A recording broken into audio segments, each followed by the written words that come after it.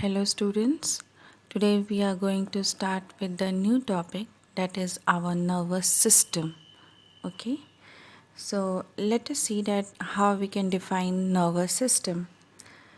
It is the network of nerve cells and fibers which transmits nerve impulse between parts of the body. Okay, so let us write this down. The network of nerve cells and fibers which transmit nerves impulses between parts of the body, which means it is actually a network which is having lots of nerve cells, means your neurons and fibers are there, which works for transmitting the information or stimulus which has been received to different parts of the body.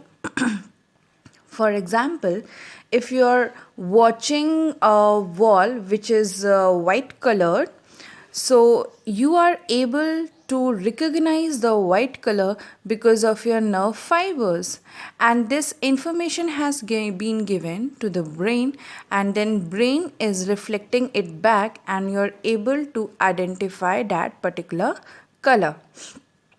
Same way, for example, if you see a dog, your brain is having a memory of dog, that this particular organism is a dog. So you are able to recall it, and after watching you are able to identify the organism, that that particular organism is dog itself. Okay.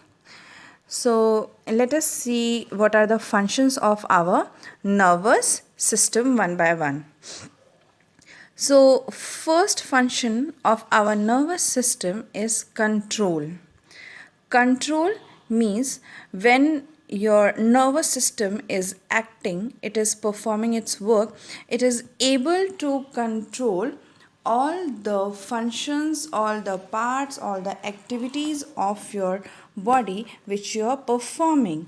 Okay, so it controls all the organs work. For example, if you're writing, so it controls when you have to give a pause, how you have to write, or if you're walking, then how you're going to walk, if you're running, how you're going to run. All your organs control, tissues control, and body parts control, it does. Secondly, coordination is there. Coordination means it regulates and interrelate between your organs and your performing particular function. For example, if you are swallowing food, so the same time when you're swallowing the food, immediately after that, that food has to go through your esophagus, right? So your esophagus has to perform an activity called peristaltic movement. So to let it perform that activity simultaneously with your having food, with the food which you're chewing in your mouth, so both the activities are going simultaneously together. So it helps in the coordination of your body organs and parts. Third one is your surroundings. Surrounding means it makes you able to sense your environment. For example, if you're moving or walking, going through an area which is having lots of plants which are blooming with the flowers, so you're able to smell good fragrance, right? So that good fragrance of that surrounding you're able to smell because of your nervous system. You are feeling pleasant, you are feeling good because of that good smell of the flowers. So that is also because of the smelling power, because of the sensing, because of the your neurons are active and your neurons are taking you interest and they are telling you about that particular surrounding. Then fourth one is the internal environment. Internal environment means the internal system of the body, means the environment which is happening inside your body. That internal environment, for example, you're having food. So the type of food which you have eaten, for example, if you have eaten very juicy fruit or very sweet fruit, so what changes or what kind of feeling it is going to give you, that kind of a feeling is your internal environment. Or if you're having good healthy food, it is going to keep your body more healthy, so that is your internal environment. So that is also maintained by your nervous system. Then higher faculties is there, fifth point. Higher faculties means your nervous system helps you to understand about the memory, about the emotions, about the intelligence. For example, if you're answering any hot question, so that your intelligence is because of your nervous system. Or if you're watching any cute kitten and you're able to say, oh wow, this is so cute, and you feel some kind of a love or some kind of a affection for that kitten, so at that time your nervous system is functioning. It is giving you that proper message that you are liking that kitten and that kitten is very cute. Sixth one is involuntary movements. Involuntary movements means the movement which you can't control. For example, heartbeat of your heart, your pumping heart, you can't control. For example, the movement of your esophagus, can you control that? No, we can't control our esophagus movement. I can't say that my esophagus, please stop and don't allow my food to go down in the stomach. I can't order him. So this kind of involuntary movements are also under the control of our nervous system. Seventh one is the reflexes. Reflexes are immediate and protective action which our body performs after receiving a stimulus. So this kind of actions or activities are also taken place or also maintained by our nervous system. So I hope by this now you are able to understand about the nervous system and the functions of nervous system. Now let us see that in what different parts human nervous system has been divided or categorized. Okay, so let us see it in a flow chart form. Human nervous system. So first, if you will see, the human nervous system is divided into two different parts. One is called central nervous system. This you might have also seen called as CNS, central nervous system. The other one is peripheral nervous system, which is also called as PNS, peripheral nervous system. Okay, now our central nervous system is further divided into two parts. One is your brain and other one is our spinal cord. Now all our activities and functions of the body take place by the brain, but your reflex actions are taken by the spinal cord. Now the peripheral nervous system. Peripheral nervous system is further divided into two different parts. One is voluntary nervous system, I am writing it as NS, and another one is involuntary, or it is also called as autonomic nervous system.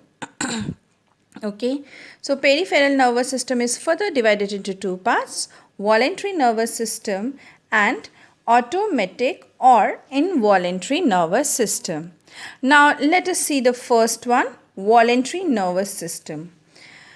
Further, this voluntary nervous system is again divided into two different parts. One is your cranial nerve and other one is the spinal nerve.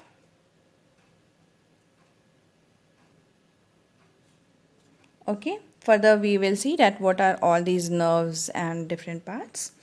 So next let us see that what are the different involuntary nervous systems. So involuntary nervous systems, first part is your sympathetic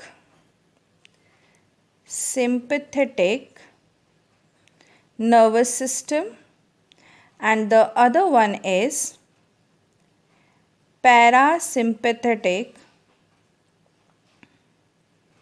nervous system. Okay, so let us revise this once again. One is our human nervous system is divided into two parts. One is the central nervous system, other one is the peripheral nervous system. So further, our central nervous system is divided into two parts, which is called as your brain and spinal cord. So your brain and spinal cord are two different parts of our central nervous system. Now next one is your peripheral nervous system, which is also called as a PNS. Okay. Now peripheral nervous system is divided into voluntary nervous system and involuntary nervous system. Further, if you will see voluntary nervous system, it is divided into spinal cord, your spinal nerve and cranial nerve, and your involuntary is divided into sympathetic and parasympathetic. Let's just focus on this one diagram. This is to explain you about our CNS and PNS some parts. This part which you can see is your brain. Okay, and this part, green stem line, is your spinal cord. Okay, so your brain and spinal cord, these two are the parts of your CNS. Now coming to your PNS, which is peripheral nervous system. So let us see about the peripheral nervous system. Now on this cranial part, on the facial part, you can see some nerves going on. These are called as the cranial nerve. And the nerve which moves in rest all body parts other than your cranial is called as the spinal nerve. Hope now you would have been clear with what is called your cranial nerve and what is the spinal nerve. Okay. Now involuntary and automatic nervous system, you know that involuntary and voluntary action which your body performs, they are taken care with your peripheral nervous system. Okay. Then next one is your human brain. So let us see what is human brain and how it is. See, human brain is one of the widest and it is uppermost part of the CNS, which is here, okay, of your central nervous system. Then the weight of a human brain is about 1.2 to 1.4 kg. It constitutes about 98% of nervous system. and it has been divided into three different parts called as forebrain, midbrain and hindbrain. Now let us see them on a flow chart. So your forebrain is divided into three different parts. First one is your forebrain. Then there is a midbrain. And then there is a hindbrain. Your forebrain is further divided into three different parts or segments. One is the olfactory lobe. Second one is cerebrum. And third one is diencephalon. Further, your midbrain, this is again divided into two parts. Cerebral peduncle and second one is corpora quadrigemma.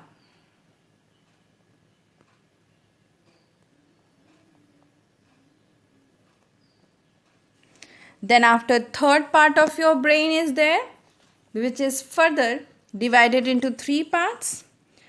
Pons. This is cerebellum. Don't get confused with cerebrum and cerebellum. Cerebrum is part of your forebrain and cerebellum is part of your hindbrain. And its third part is medulla oblongata. Okay, so these are the different parts of the human brain. Okay,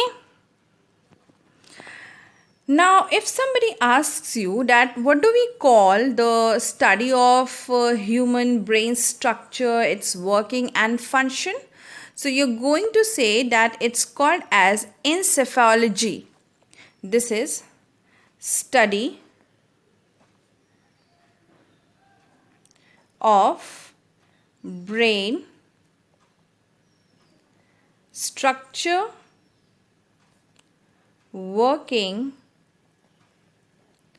and functions. Okay, now let us see about the diagram of human brain, that how actually it looks alike or how it is in actual. Okay, so let us see this one by one. Now here you can see this whole big yellow part, right? So this all big yellow part is your forebrain. Let me write here for you. Forebrain. This all yellow part which you are watching over here. So when you say that humans are having a big brain, so that means you're talking about your this big part which is your forebrain. Now let us see the other parts. Here you can see this part of the brain. My pen is actually not working on this color. Let me choose the other pen. Yes, now it's working. Some part of it here. Yes. So this one is the midbrain. And then let's see the hindbrain. Here you can see these shapes, right? So this part is actually divided into three parts, and here it is your hindbrain. So hindbrain, I had told you that it is constituting three different parts. So this one lobe which you can see, this is actually the pons, And this one which you can see is the medulla, and here you can see this part. Okay, this all part, this is actually your hindbrain, and this is called as cerebellum. Okay, so this is the stem of your brain. So this stem is divided into two parts, pons and medulla, and this entire floral shape structure which you can see here in brown color, this is your cerebellum. Okay, and this long part which you are watching, it will further get continued and will be called as a spinal cord. Okay, now let us see. Here you can see with this forebrain this white part, right? So this white part which you can see is actually hypo. This is the hypothalamus. About this structure and function we will study in the next part of this chapter. So this is the hypothalamus. This structure which you can see is called as a pituitary gland. Okay, this is your pituitary gland, and this big part which you can see is the hypo. So this big part is your hypothalamus, and this one is your pituitary gland. Okay, now let us see the other part. This whole brain is protected by a tough layer, and this tough layer is called as a cranium. Okay, it is called as a cranium, or you can also call it as a skull. Okay, so your forebrain is this part, the entire yellow section. This part is your hindbrain, and this part is your midbrain. This is pons, this is medulla. Here you can see the pituitary gland, and this one is the hypothalamus gland. Okay, so let us move ahead and let us see what all these things function, or what all these parts do. So this forebrain is having this entire part, and this entire part is called as the cerebrum. This is cerebrum. Okay, this is cerebrum, cerebrum. Clear? So let us see what our forebrain does. See, when you are thinking, if you have been asked about any of the question and you are trying to answer for that particular question, that means you are doing a work called thinking skill, right? So this does the work of thinking.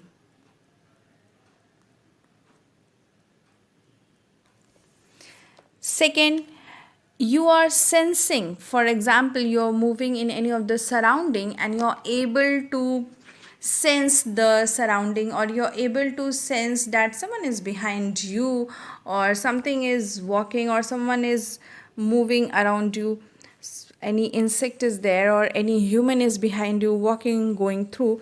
So whatever sensing you do, that is because of this forebrain. Then if you have been asked about anything and you are able to answer, that means your memory is working. So the memory work is also done by the forebrain. As I had given an example of dog, that you're able to watch a dog and you're able to recognize that, oh yes, it's a dog. So that means Your memory is working, your forebrain is working over there. Your cerebrum is actually working there.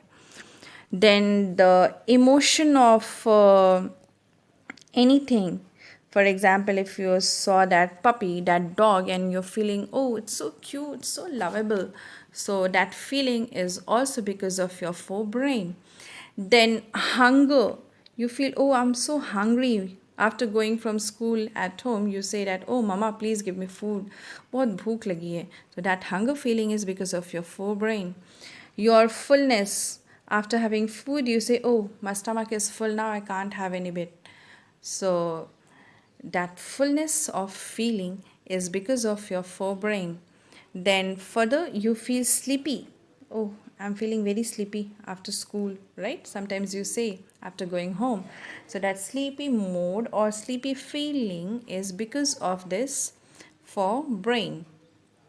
Now let us see the other parts. Let us see first about the hindbrain. Okay, let us see what all these works. See the pons. Pons is actually, it works as the relay. Relay means it helps the body to take action, and it gives the information from brain to your organs. As you might have gone through the relay race, and you might be knowing that what is the relay race, what it happens in that, that object is there and one child run with that particular object, and the other one in on the other side is waiting for him, and when the first person reaches to the second person, it gives that object to him, and the second man takes it over, and he starts running and goes to the finishing point. Okay, so that kind of relay races are there. So the same way in our body also, pons is there, which works as the relay between our stimulus and the function of our organs. Okay, second one is about the medulla. So medulla also helps the pons in all kind of involuntary actions plus reflexes. Means when you see a snake and you suddenly jump and run from there, so at that time and that reflex action, your medulla and pons are working immediate basis. Okay, third one is the cerebellum. Okay, so cerebellum's work is to balance your body. For example, if I am standing, so I'm able to stand and balance my body on my both the legs because of the cerebellum. Okay, for example, you might have seen in some movies or some other places, like if anyone is alcoholic and drunk, then that person is not able to balance his body. He starts moving here like zooms, zigzag he moves, or sometimes he fell down. It's just because his body is not working properly, means his cerebellum is actually not working in a proper way. Okay, so he is not able to balance his body. Second work of cerebellum is to do the motor memory. Means it helps you in memorizing the things. For example, if someone, why it is said by the government, why it is said by the traffic rules that a person who is drunk, he should not drive, because first his body is not balanced. Secondly, his motor system will forget how to drive, when to just put on the brake, when to accelerate. Okay, so motor memory is also affected by the cerebellum. Okay, now coming to the midbrain. Your midbrain function is to hear the sound. You are able to hear me. What I am saying is just because of your midbrain. The light, your movement, I'm writing here it as movement of head, movement of neck, these all things are observed by your midbrain. Okay, So here in this one picture, all the things are comprising. You can just recall and memorize what all the things we have discussed, what all the three different parts of our brain says about. Okay. So now let us move to the other part of this. Here are some keywords which always gives some confusion about the brain. Okay, they are actually some small things which are present in our brain. So let us see the first one. This is the gray matter. Gray matter is actually the outer dark layer of cerebral cortex. Cerebral, that yellow one which I had shown you over here. So this is the cerebral. So cerebral's cortex. Here in diagram you can see this in a better way. This darker portion which is here, you can see this darker portion is gray matter, and inner side this white portion which you can see is called as a white matter. So white matter is the inner part of cerebral medulla. Okay. Now coming to the third word, which is gyri and sulci. Here you can see that our brain is having this so many folds over here. This all folds you can see. So actually these folds are here to increase the surface area of your brain. So the upper fold which is in this cerebrum is called as gyri, and the inner side fold which is here is called as sulci. Okay. Now let us see that what each different parts of our brain does. See, this is one structure of your brain. This is the front overall view of the brain and is called as the lateral view of brain. Okay, so this lateral view of brain is going to show you all the areas of cerebrum. Okay, so here we are going to discuss about the areas of cerebrum. Okay, and this is lateral view. Okay, so let us see. This was one, parietal lobe. This is second, occipital lobe. Third one, temporal lobe, and the fourth one, frontal lobe. Okay, so let us see them one by one. Let us see first about the parietal lobe. This part is called as your parietal lobe. Okay, and this parietal lobe helps you